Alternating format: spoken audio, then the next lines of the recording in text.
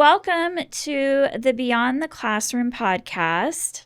I'm so excited to have Kari Baker here with us. I'm going to tell you a little bit about her, and then we're going to just have a conversation. So Kari is a former financial services executive and business owner turned author, speaker, and podcaster. She's the founder of Kind Families, a community of people who love kids with invisible neurological differences, and is the host of the Kind Families podcast. Kari became a Kind mom in 2014 when her son Brady was diagnosed with autism at age 3. She and her husband John live in Scottsdale with their son Brady and their hound dog. Love dogs, Princess Leia. Oh, yes. And this is her book. So it's Finding Kind, Discovering Hope and Purpose While Loving Kids with Invisible Neurological Differences. Yes. Yay. Yay. So I'm so glad to have you here today. I'm so glad to be here. Thanks for having me. So exciting. So I guess my first question would be, what inspired you to write the book? Well, the first few years after Brady's diagnosis were kind of isolating. That was kind of a self-imposed isolation in a lot of ways. We were just trying to understand and deal with it, and maybe even try to get by it and get past it. So a few years in, I actually started attending a Bible study at my local church, and for some reason was dumping all of this information about everything that had happened the last few years to my table. And a woman came up to me afterwards one day and said, "Kari, I think you ought to write a book about this."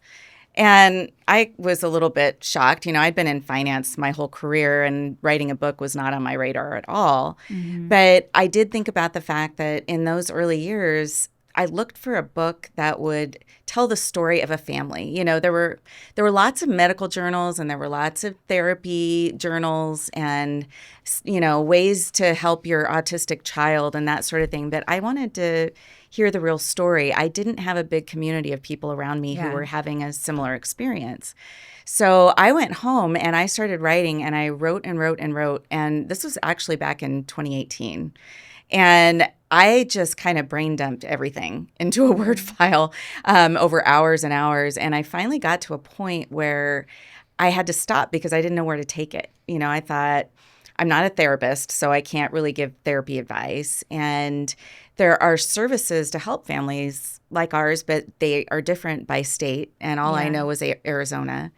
And so I kind of just hit this brick wall. And then I showed what I'd written to my husband, and he said, this just makes it look like it's hard to be Brady's mom. Is that really what you want in the world? And I said, no, absolutely not. So I put it away.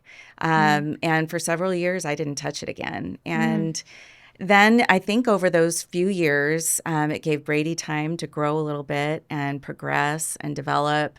It helped me kind of get deeper into my faith and understanding of the purpose of how Brady was made. And in 2023, I was actually presented with an opportunity to sell my practice, which I had never expected. And I really took that as a sign that I needed to go back and focus on this idea of kind. So the KIND acronym came to me when I was writing in those early years. And I formed Kind Families as an organization. I walked away from the financial services world completely. I gave up my licenses. I gave up my certified financial planner license, and just decided to focus full time on getting our story out. And it was really neat because this time when I sat down, I also got to write about all the really neat things that Brady has done over those years. So I was really glad I had documented a lot of the harder stuff when I did. That's because awesome. It was a little more fresh in my mind. But now I got to add in like, oh my gosh, look at all the ways Brady has impacted people. Look how far he's come. Look at all the ways that he's surprised us. And so the book took a completely different turn after those years of really, getting used to our life in the world of autism. So it was really neat how it came together. And then when I was finished writing and we were talking about the foreword, it came Yeah. up at a dinner conversation that maybe Brady could write the foreword for it. And he did that in one sitting. He went into his Yeah. room. He said, well, let me see what I can do. And he went into his room and came out. And what's in the book is It's almost verbatim what he wrote on that I first love try. it. It's just, and so it's just been a really neat progression of, many years of it taking different forms. But I think the format that it's in now is what I wanted to do, which is give other families who are going through that same process hope and a personal connection that they're not alone. So, Yes. Love it. Well, okay, so if you would go back to those beginning days and give us kind of just a picture of some of the initial challenges, and then how you navigated them. well, so he was diagnosed at 3, and it was really because we started to see the differences socially with him and Yeah. other children in his preschool. There were definitely developmental issues with him as far as potty training and understanding and responding to language. I used to joke when I would have play dates or birthday parties, I needed to get a babysitter for those because I would just be chasing Brady. He would be Yeah. eloping and running out the door. He had tremendous meltdowns for reasons that a lot of times we couldn't understand. And he had what we just started calling sad moments because we didn't have another term for it, but he would just go from being a happy kid to all of a sudden have tears streaming down his face. So it was really challenging. In the early years, he did have some self-injurious behavior, but thankfully that lasted a very short amount of time. And so the first few years was really us just running at a million miles an hour to get him the therapies that we thought he needed, the supports that he needed in school. It was a process during that time, especially because we didn't want to tell people that he had autism if we didn't have to. And that was really kind of out of position of ignorance because when Brady was diagnosed, we didn't know anybody with autism. And it scared me, quite frankly. Yeah. And I didn't know how other families would respond to Brady having autism. And so for a lot of those years, we just, besides family and close friends and teachers, we kept it to ourselves. So anytime we were out in the community, we were trying to put on the happy face. And if something would happen, oh, I can't imagine why this is happening with our son. And so it just put a lot of internal stressors on me too, because I was trying to put on this face or this facade that my child was just like every other child, and he wasn't. And so it took really coming to terms with that and starting to be honest in our community and with our friends about, look, Brady's brain is wired differently, and these things are hard for him.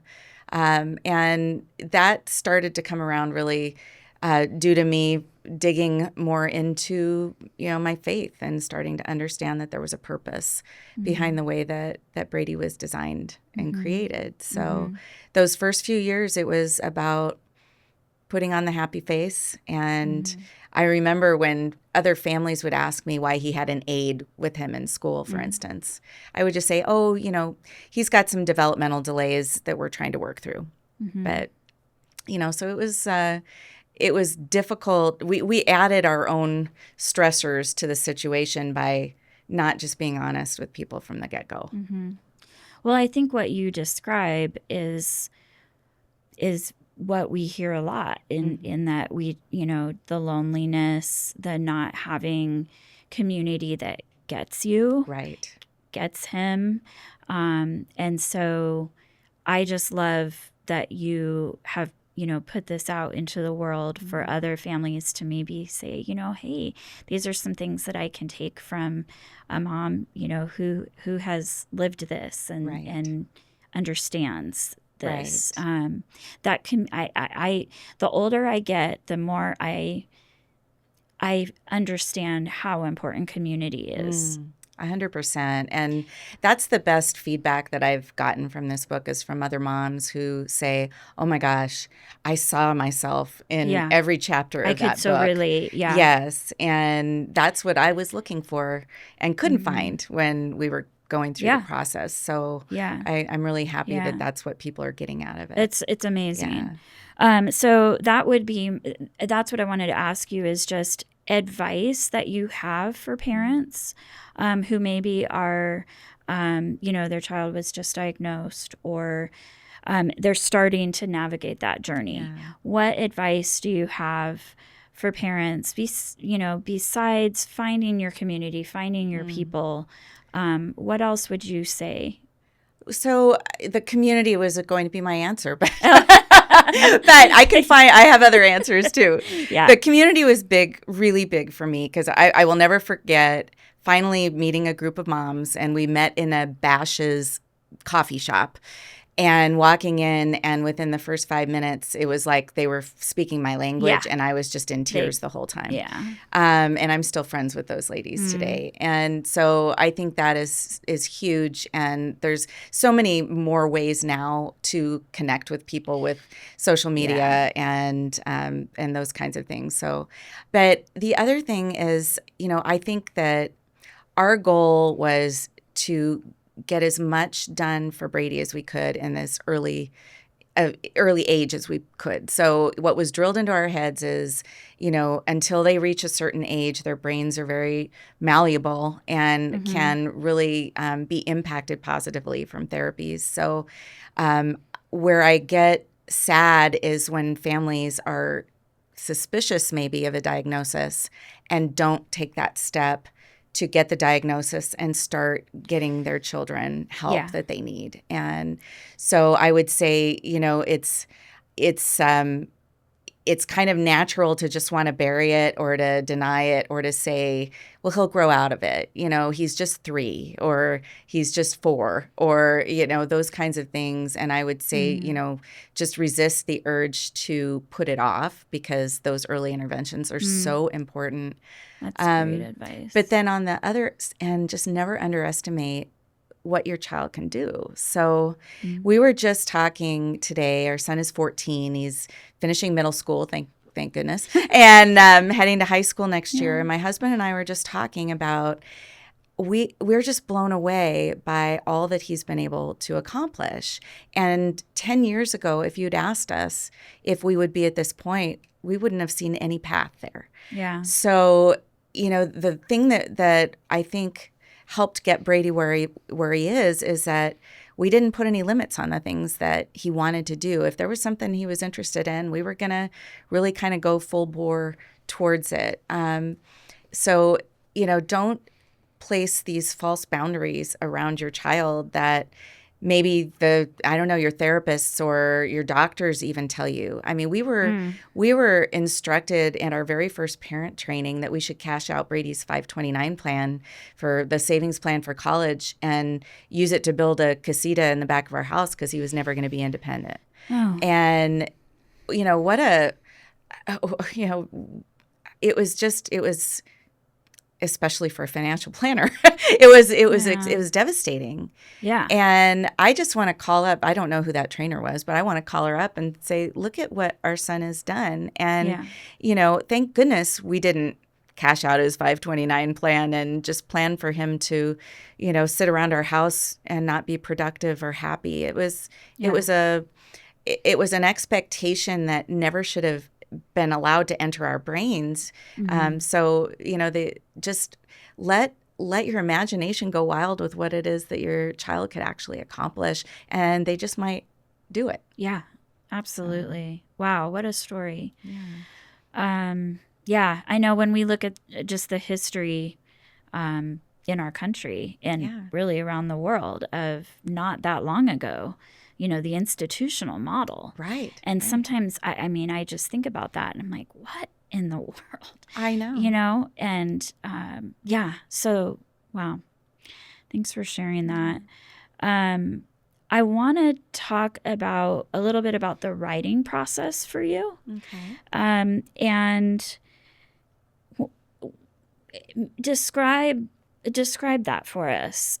What if that was helpful to you and healing, difficult? I don't know. But even maybe encouraging of other, moms to put down their thoughts into writing, because there is something very therapeutic about writing. Absolutely. And I think those that first cycle that I went through in 2018, that was cathartic. That was a brain dump. Yeah. And there was a lot I wrote that did not make it into this book because it was just a lot of the hurt and the resentment towards our situation and the fact that we weren't dealt this hand of this very typical parenting path that I thought I was going to be dealt. And so those early days, definitely, it was about kind of releasing all that stuff that I'd been holding in my heart for so long. Some of the later things, though, some of the stuff that wound up in the book happened just before I finished the book, because I would say, oh my gosh, this is such a cool thing.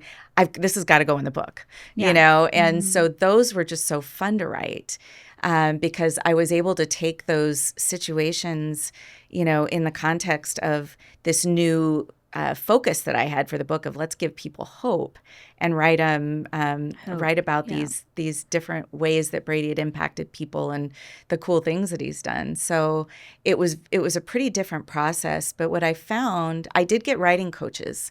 So, and that was helpful for me because I've always loved writing.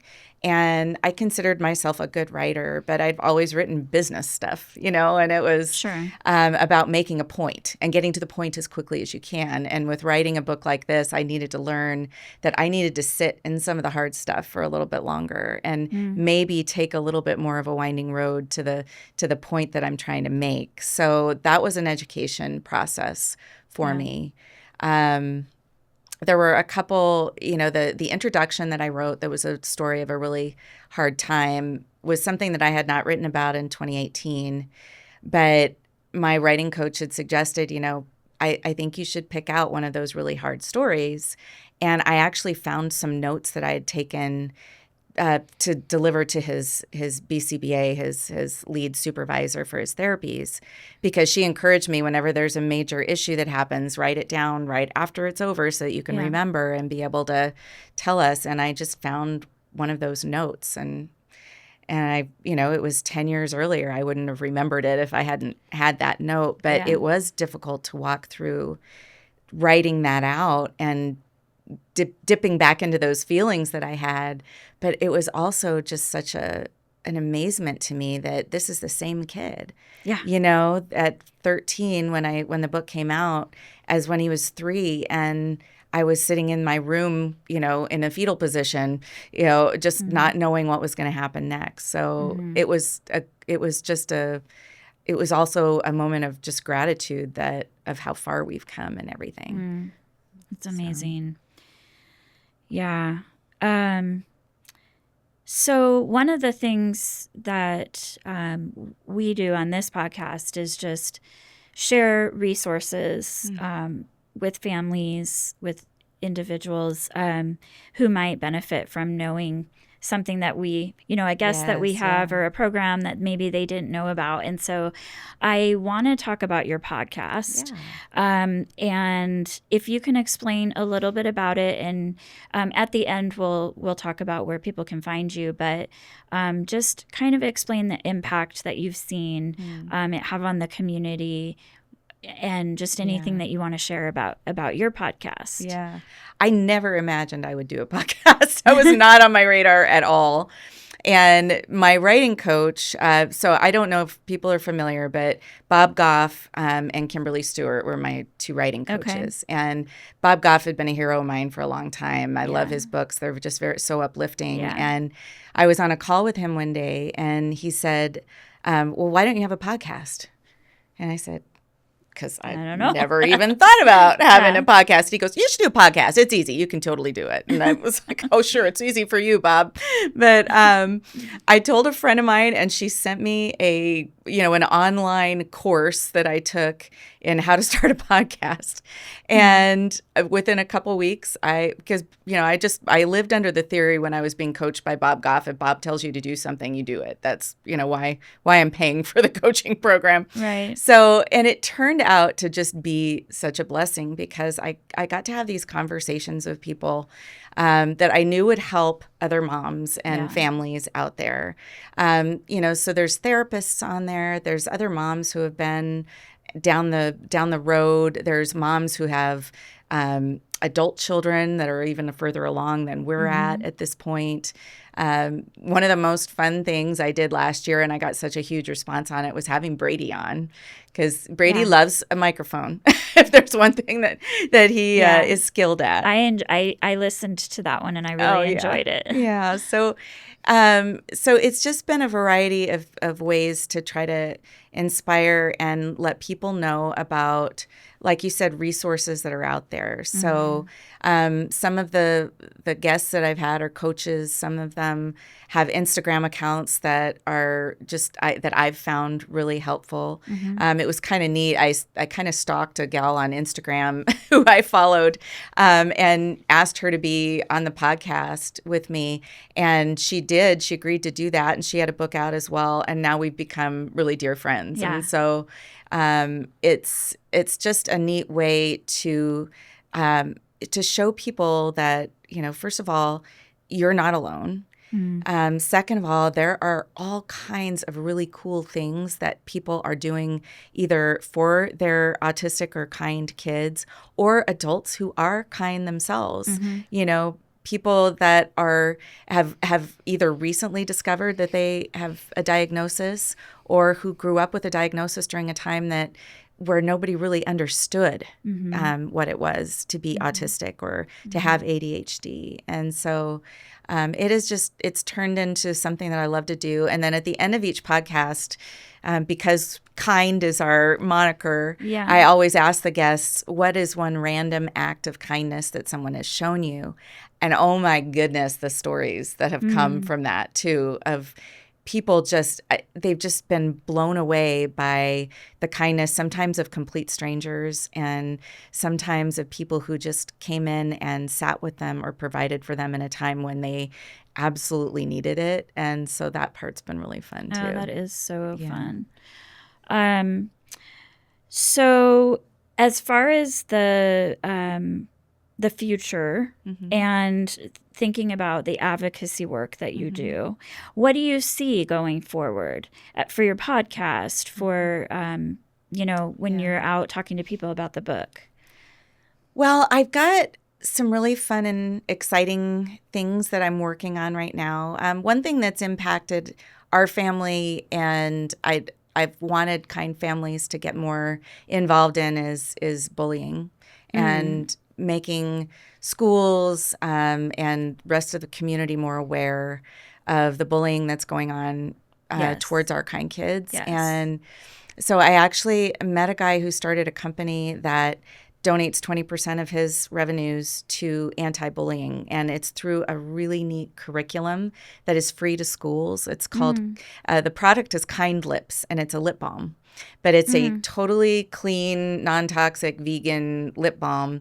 But their program is Kind Lips in the Classroom, and they teach kids that what you put on your lips is just as important as what comes out of your lips. And so it's teaching them to use kind lips when they're interacting with their peers. So wow, I love it. That's something I'm super excited about, really kind of partnering with on curriculums that will then incorporate kind families information. So that's a curriculum that any school can use. It is. And it's out there. If you at kindlips.com right now, you can just pull it up for free. Okay. And there's very high quality video and handouts and things like that go with it. So that's a neat thing. And then I love going out and speaking, to women's groups, to moms groups, in faith-based communities and non-faith-based communities, just about helping people become aware of the potential of kind out there. I think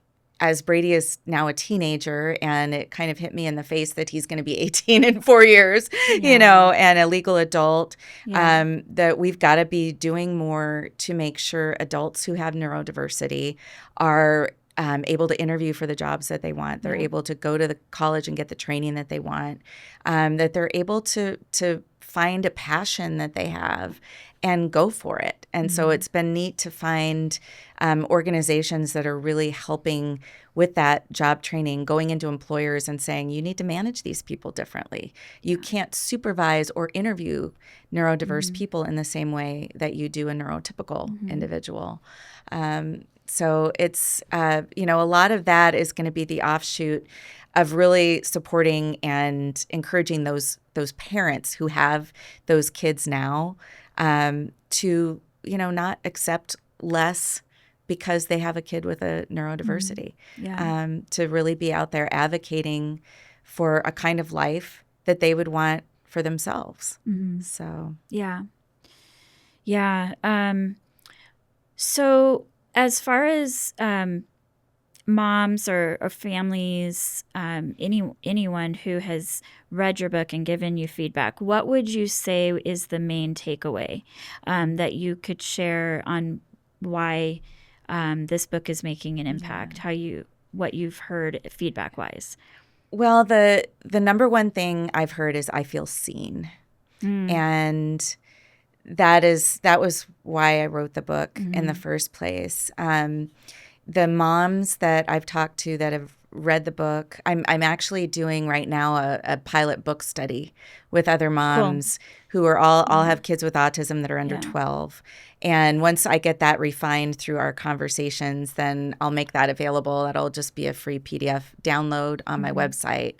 But that also kind of helps parents dig into, wow, I didn't realize I was feeling shame about this. And not necessarily shame that I have a child with autism, but I'm feeling shame because I didn't somehow produce this perfect child that society and culture thinks that we should all have. Or, I can't let go of control. I've got a control problem. I was a planner for 30 years, and it's hard to not want to have a plan and follow it through to completion. I was speaking with a group of actually financial planners just this week, and I think my planning nature kind of made me feel like I should be able to plan my way out of this at some point. I should be able to get to the solution or to the fix, so to speak. And I had to realize that it's not about a fix. It's about accepting exactly who he is and who he was made to be. Yeah. All the gifts and challenges, together. So I think that has been another kind of outshoot of it, is that these moms are realizing I have been trying to control everything. And then also, just nurturing the gifts and talents that our kids have. Yeah. And figuring out a way that you can really pour into those at the same time that you're helping them with the challenges, but pour into those passions and maybe extreme interests that they have or special interests, because that might be something, even if it's not a paying job that they have, but it'll be something that gives them so much joy throughout their life and purpose for their own purpose. So, well, I so thank you for putting Brady's story out there and sharing your experiences. I know it's making a difference, and we just thank you so much for being on our podcast today. I know we will link it all, but I know I want to share your website. Yes. So it's Kari A. Baker. Yes. That is kind of more if people are looking to hire me for speaking engagements and those kinds of things. For the Kind community, it's just kindfamilies.com. Kindfamilies.com. And that's where they're going to find the most resources. Okay. There. And we will link all of this in on the podcast here. Yes.